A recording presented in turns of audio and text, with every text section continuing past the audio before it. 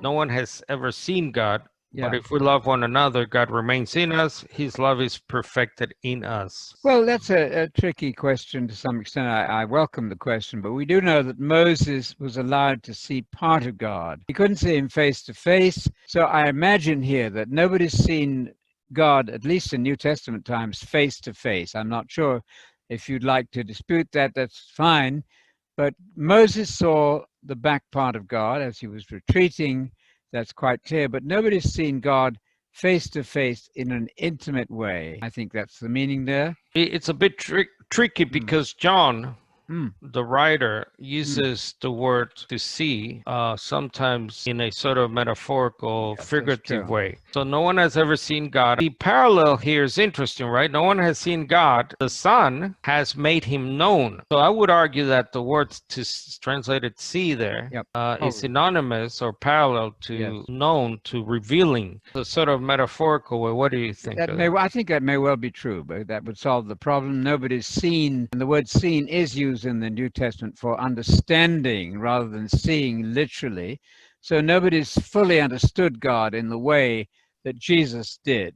And that is Yeah. also said in John 3, where Jesus said he's in heaven while being on the earth. He wasn't literally in heaven, but he was in an intimate relationship with the Father uniquely. So that might be the solution. This would explain the conversation in John 14, Yeah.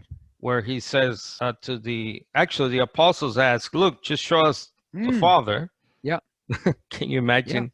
Just, Yeah. bring like a magician, That's just, right. bring up God and we'll Yeah. believe. And then Jesus says, what do you mean? You've Yeah. been with me all this time. Yep. And you haven't seen that if you see me. So there's the word seeing, Yes, obviously, not in a exactly. literal way. That's right. But if you see me, you see the Father. Yeah, that's a great parallel. So now about people seeing God. Mm. Now, I don't know if you can see here, but on the right, there are cross-reference verses to John Yes. 1:18. And you have Exodus 33. Mm. God says to Moses, you cannot see my face Mhm. and live. But apparently you're able to see other parts of God because then we know that Moses is allowed to see, as you said, let's put it, the backside of God. Yes. And you also have this amazing story in Exodus 24 where he goes up with the elders, the judges of Israel, and it says they saw the God of Israel and Yes. they saw his feet. Under his feet was a pavement and so on. So God was seen.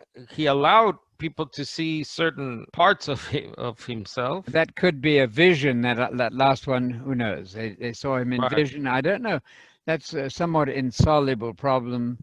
But we Right. know in general that people cannot see God and live. I mean, the fact of being in the presence of God and seeing him face to face Right. would be overwhelming and lethal for us. Also in general, and what we're talking about really are so-called theophanies. And in general, in the Old Testament, they are in visions or in dreams. Yes. So that of gives a God. solution So- then to that other one at the end of John, where it is said by Thomas to Jesus, my Lord and my God. The answer to that one is earlier in chapter 14, Thomas had not been able to see.